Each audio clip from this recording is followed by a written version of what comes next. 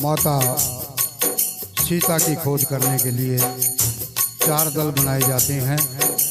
3 दल तीनों दिशाओं में रवाना हो जाते हैं। चौथे दल में हनुमान जी, जामवंत, गद, विकटाक्ष, अंगद, नल, नील आदि बड़े बड़े वीर बानर समुद्र के दक्षिण दिशा में पहुंचते हैं, जहां उनकी मुलाकात संपाति से होती है। संपाति को जाकर के वो अपनी सारी व्यथा सुनाते हैं कि इस प्रकार से माता का हरण हुआ है और हम माता की खोज में आए हैं। संपाति कहता है, करता है राज वही रावण, भोजी सीता का हरता है। अपने अशोक वन में युतन महासती को रखा है। तो जो जन सागर लांग के जो बलवीर वहाँ पर जाएगा, भोजी से सासु दिलाएगा, भोजी यह सुय से कमाएगा। संपाति जब चल दिया कह कर अपनी बात, जामवंत ने रख दिया तक्षण यह प्रस्ताव। सियावर राम जय जय राम, मेरे प्रभु राम जय जय राम। संपाति कहने लगा, तुम में से जो भी वीर 100 योजन समुद्र को लांघेगा वही सीता जी का पता लगाएगा। अब वानर बैठ करके विचार करने लगे। कोई कहने लगा मैं तो 5 योजन की छलांग लगा सकता हूँ, कोई कहने लगा 10 योजन की, कोई कहने लगा 20 योजन की। सबका ध्यान जामवंत की तरफ जाता है। वानर कहने लगे, जामवंत जी आप तो बड़े वीर हो, क्या आप इस 100 योजन समुद्र को लांघ सकते हो? तो जामवंत कहने लगे, वामन प्रभु ने जब बलि बांधा, मेरा उन दिनों जमाना था। तो घड़ियों में भूमंडल का हो जाता आना जाना था। अब तो युवकों की बारी है, मेरी तो वृद्धा अवस्था है। यदि वहाँ तलक कोई नहीं गया तो यहीं डूबना अच्छा है।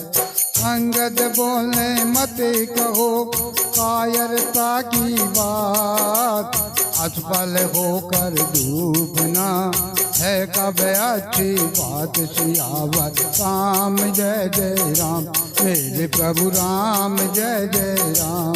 हे जामवंत जी आप ये कैसी बातें कर रहे हैं? असफल होकर के डूबना तो कायरों का काम होता है। तो जामवंत कहने लगे, अंगद क्या तुम उस पार जा सकते हो?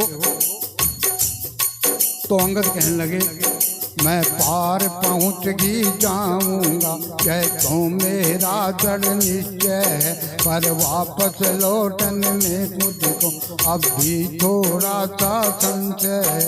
लांघूंगा सिंधु इधर से तो जगदम्बा सम्मुख आएगी, वे अपना बल दे कर मुझको लंका नगरी पहुँचाएगी।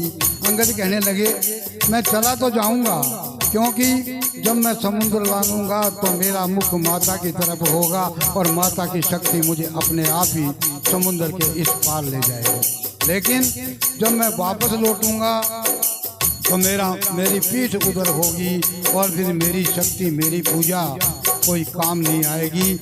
मैं बीच समुद्र में ही कूद पड़ूंगा। अंगद कहने लगे, हमारे साथ हनुमंत लाल जी आए थे, वो कहाँ पर हैं?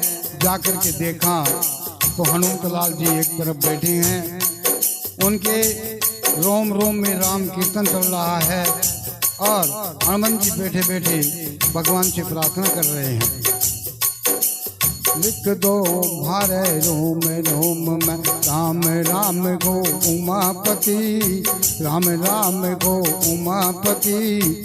लिख दो जय सिया राम जी, शीश पर मार शिव जी। लिख दो कान्हा पर कन्हैया राम, नाक पर नंद लाला। लिख दो मुख पे लिख दो जय सिया राम, लिख दो मारे रोम रोम में। इस प्रकार से हनुमान जी भगवान से प्रार्थना कर रहे हैं कि हे भगवान, हे शंकर भगवान, मुझे इतनी शक्ति दो कि मैं भगवान श्री राम का कार्य कर सकूं।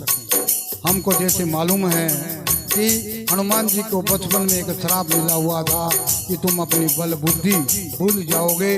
वानर आकर के हनुमान जी की स्तुति करते हैं और कहते हैं, हे काम रूप शंकर स्वरूप बजरंगी नाम तुम्हारा है, बजरंगी नाम तुम्हारा है। अपने जीवन को याद करो, रणरंगी काम तुम्हारा है, रणरंगी काम तुम्हारा है।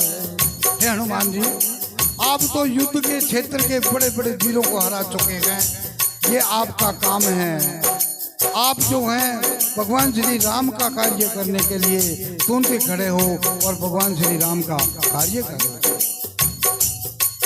हे वीर उठो गणवीर उठो, अब काज तुम्हारे हाथों में, अब काज तुम्हारे हाथों में। हे कृपा धाम के कृपा पास, अब लाज तुम्हारे हाथों में, अब लाज तुम्हारे हाथों में। हनुमान जी, हम सब की लाज तुम्हारे हाथों में है।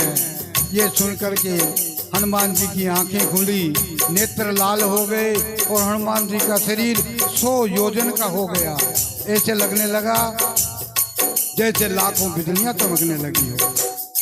हनुमान जी कहने लगे, ओ जामवंत क्या कहते हो, जाकर बादल पर गरजूं मैं, जाकर बादल पर गरजूं मैं। पहले लंकेश्वर को मारूं, फिर लंका उल्टी कर दूं मैं, फिर लंका उल्टी कर दूं मैं। और जामवंत, ये तुम कैसी बातें करते हो?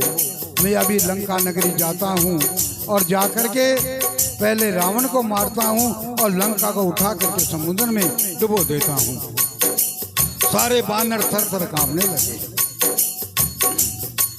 लाखों बिजली सी चमक उठी, गन गन गन गोर अपार हुआ, गन गन गन गोर अपार हुआ। बजरंगी का रणरंगी का 100 योजन का आकार हुआ, 100 योजन का आकार हुआ।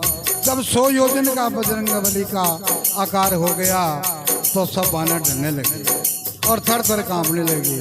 हनुमान जी कहने लगे, मैं जब तक लौट नहीं आऊं तुम एक तलक ठहरे रहना। श्री राम नाम का कीर्तन कर आशीष मुझको देते रहना।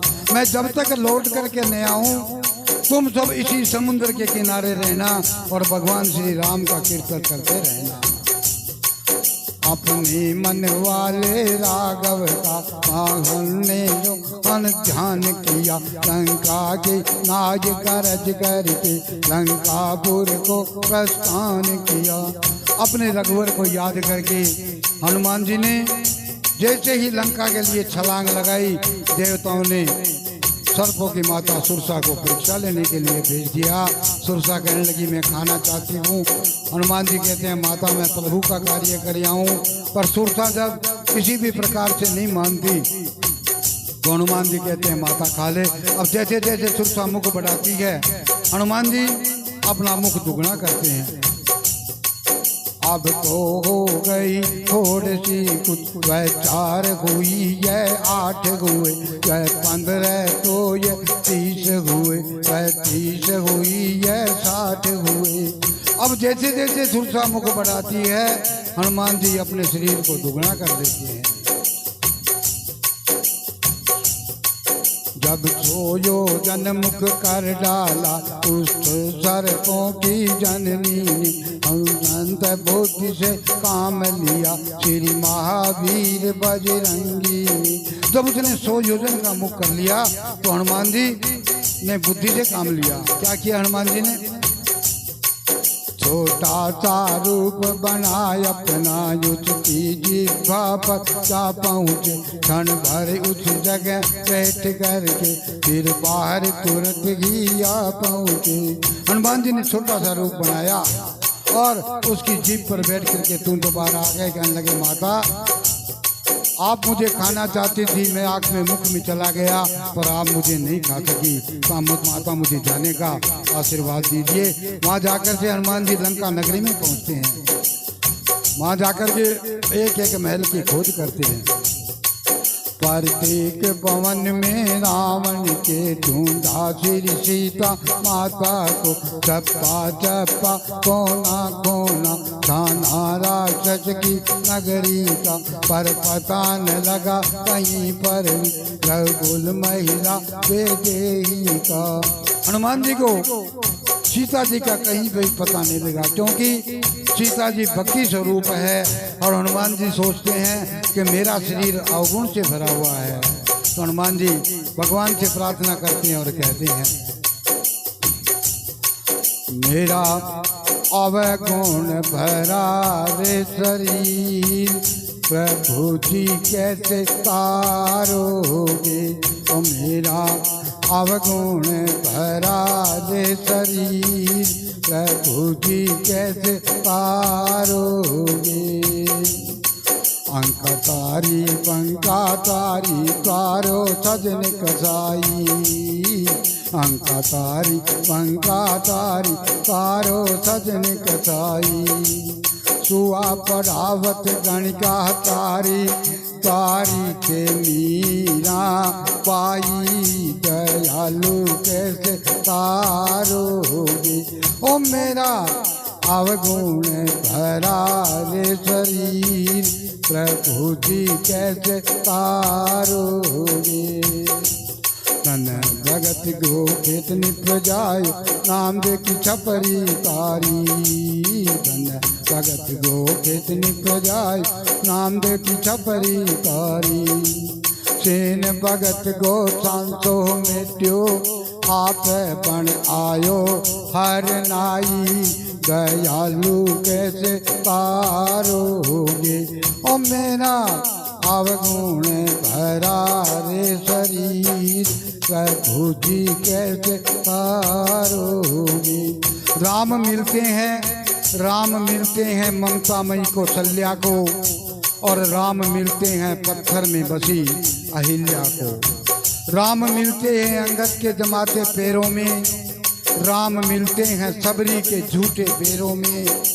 राम मिलते हैं अवध के नंदी गाम में, और राम मिलते हैं केवट को उसकी नाव में। राम मिलते हैं भरत को भक्ति पीने में, और राम मिलते हैं मेरे हनुमत को उसके सीने में, हनुमत को उसके सीने में। बोल जय सिया राम, श्यावर रामचंद्र की जय।